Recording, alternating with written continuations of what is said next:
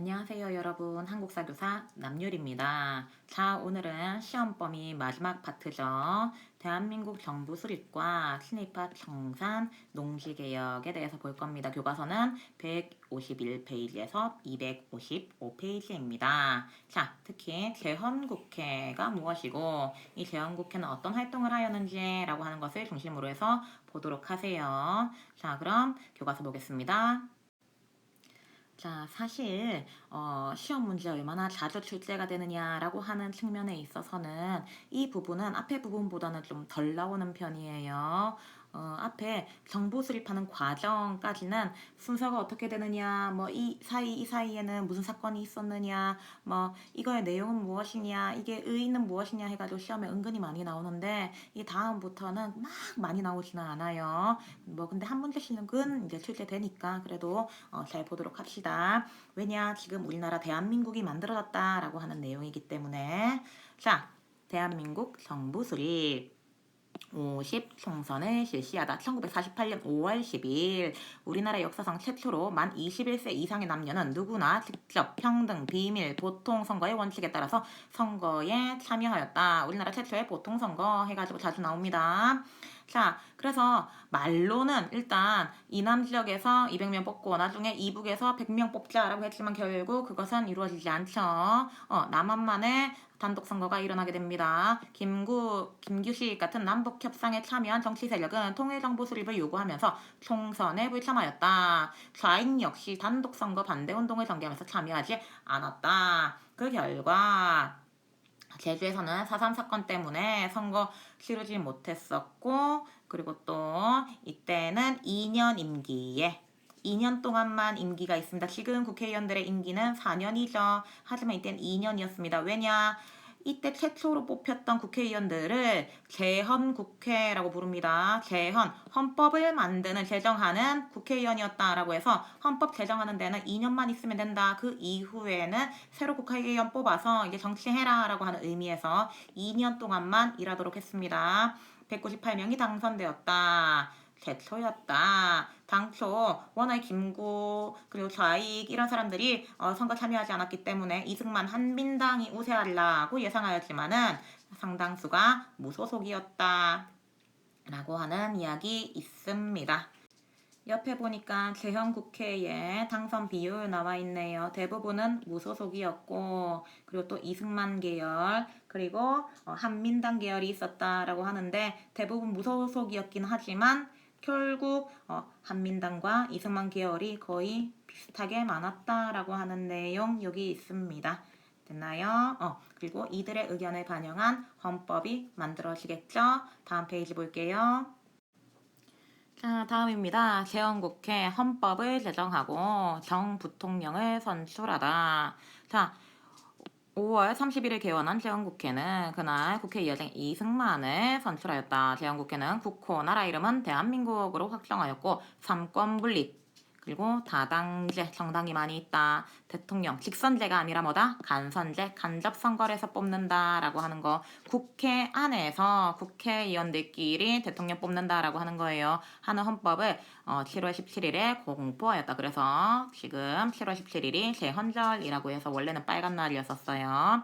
재헌헌법은 전문에서 대한민국이 3.1운동으로 대한민국 임시정부를 세워 전세계에 선포한 독립정신을 계승하고 있으며 어쩌고저쩌고. 자, 그리고 또 재헌국회는 7월 20일 대통령은 누구? 이승만. 부통령은 누구? 이시영을 선출하였다. 이 이시영이라고 하는 사람이 우리 예전에 독립운동할 때 배웠었는데 조선시대 엄청 잘 나가는 영의정, 자의정, 우의정 맡아놓고 했었던 집안인데 자신의 전 재산을 전부 다 팔아가지고 신흥무관학교 만들었었다라고 하는 부자 있었던 거 기억나요? 그 집안의 사람, 유일하게 살아남았던 분, 그분이 바로 이시영 선생이었습니다. 자, 다음 대한민국 정부 수립을 선포하다. 1948년 8월 15일 초대 대통령 이승만은 대한민국 정부 수립을 국내외에 선포하였다. 그래서 8월 15일이 광복절이기도 하지만은 대한민국 정부 수립이 된 날짜이기도 하다라고 하는 거 기억하세요. 그리고 결국 미군 사령관은 미군정을 종식한다라고 발표했다. 미군정이 다스리던 시기는 3년 동안 있었다. 자, 새로 수립된 정부는 이런 법을 만들었고 중고등학교 어떻게 꼬막 이야기가 나왔다. 하지만 제일 중요한 거, 나라 만들고 나서 제일 중요했었던 거, 그리고 또 그 뭐고 좌우합작위원회가 화해를 시키려고 했는데도 화해시키는데 실패하고 했었던, 나라 만들자마자 무조건 해결해야 됐던 가장 큰 문제가 바로 무엇이었느냐? 바로 여기 나와 있죠. 친일파를 어떻게 청산할 것이냐. 그리고 또 토지. 1910년대 토지 조사 사업하면서 대부분의 토지가 거의 다 일제 소유로 넘어갔잖아요. 일제 강점기에서 벗어나게 됐으니까 당연히 그 토지를 이제 누구 소유로 할 것이냐라고 하는 문제가 생기겠죠. 그리고 또 그 친일파 출신이기 때문에 토지를 불법으로 취득한 사람도 있었을 거고, 이 토지 그리고 또 일제가 소유하고 있었던 공장 같은 재산 어떻게 처리할 것이냐라고 하는 문제를 해결해야만 했다라고 하는 이 큰 문제를 안고 있었다. 이거를 제대로 해결하지 못하면 이제 대박 큰 사건이 일어나는 거예요. 됐나요? 다음 페이지 넘어갈게요.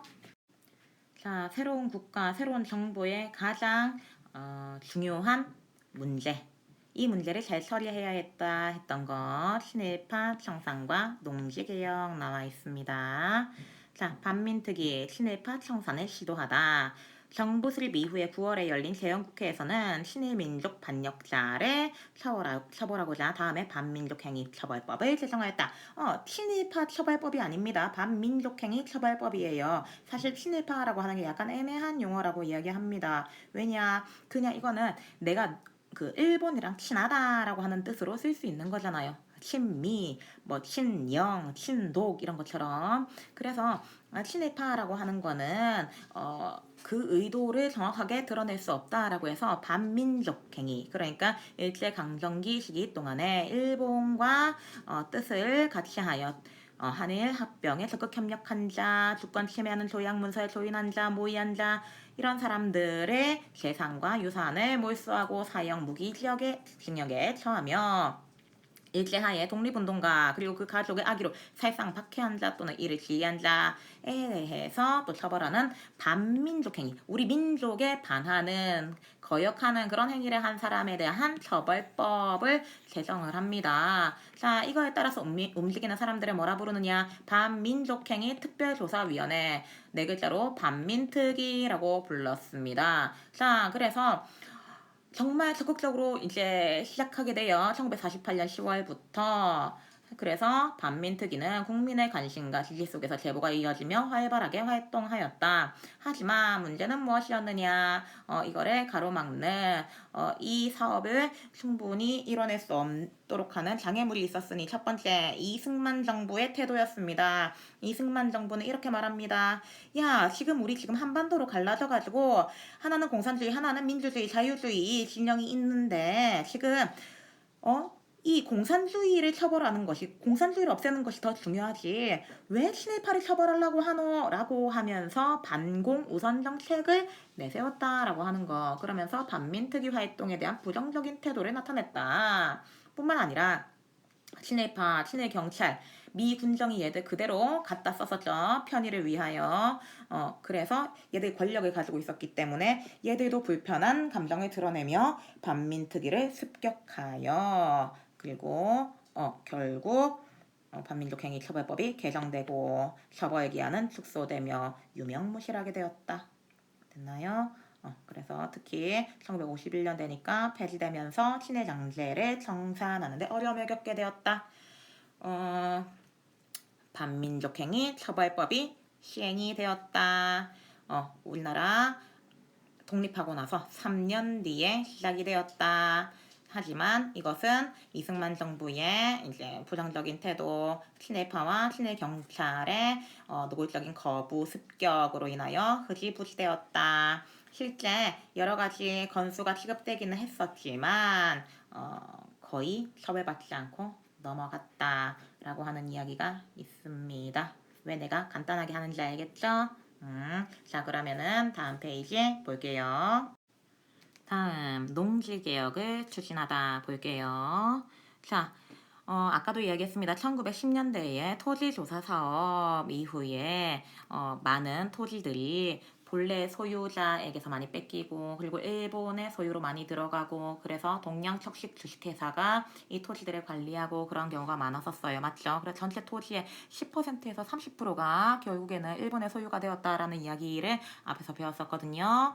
자, 그랬기 때문에 광복 이후에 농민의 절대 다수를 차지한 소장농은 자기 땅에 농사 짓는 게 아니라 남의 땅을 빌려서 농사 짓는 사람들이에요.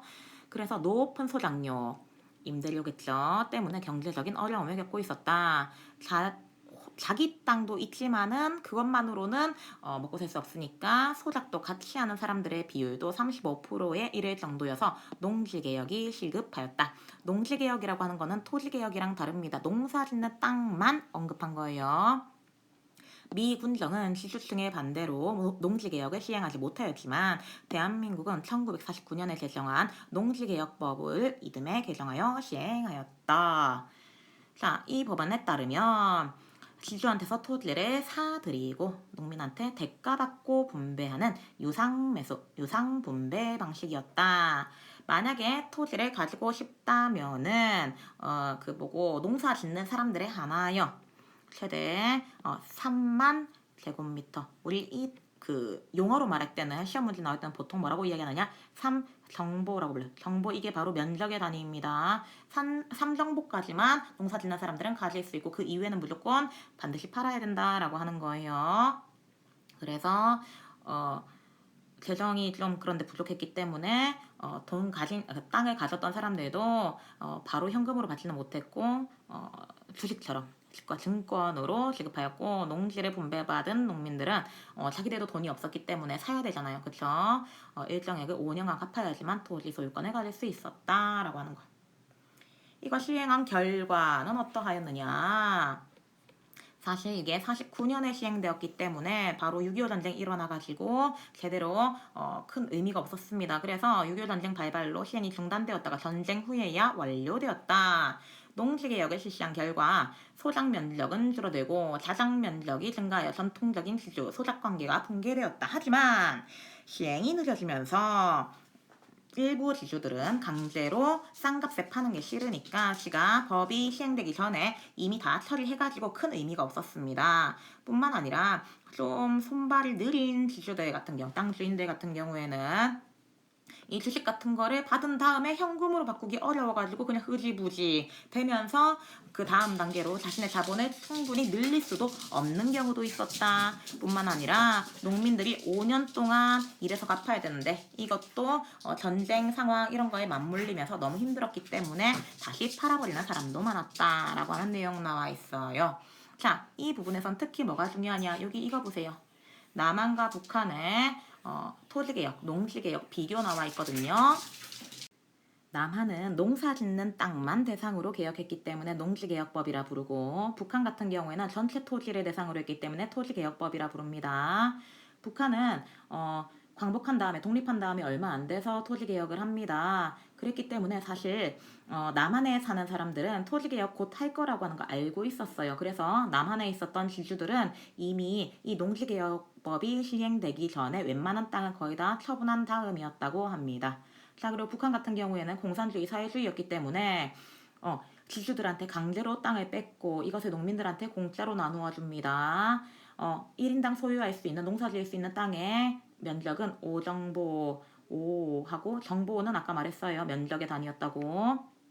자, 그런데 남한 같은 경우에는 자본주의 국가이기 때문에 남의 사유재산을 함부로 뺏을 수 없잖아요. 그러니까 유상으로 돈 주고 산 다음에 돈 받고 판다라고 하는 거예요. 1인당 농사 짓기 위해서 가질 수 있는 땅의 면적은 3정보였습니다. 하지만 이것은 앞에 말했던 것 같은 부작용이 있었고 결국 의도한 대로의 결과를 누리지는 못하였다. 됐나요? 오늘 했던 내용은 대한민국 정부가 수립되었다. 대한민국 정부는 어떤 특징을 가지고 있었다. 재헌국회가 어떤 활동을 했느냐. 친일파 청산을 위해서 노력했었고 그리고 또 농지개혁을 추진하였다. 친일파 청산 같은 경우에는 독일의 사례랑 많이 비교해서 나오고 농지개혁 같은 경우에는 북한의 토지개혁법이랑 많이 비교해서 나온다. 라고 하는 거 중심으로 보도록 하세요. 됐나요? 여러분 고생 많았습니다. 스스로 한번 정리해 보면서 시험 공부하세요. 자, 고생했어요. 안녕.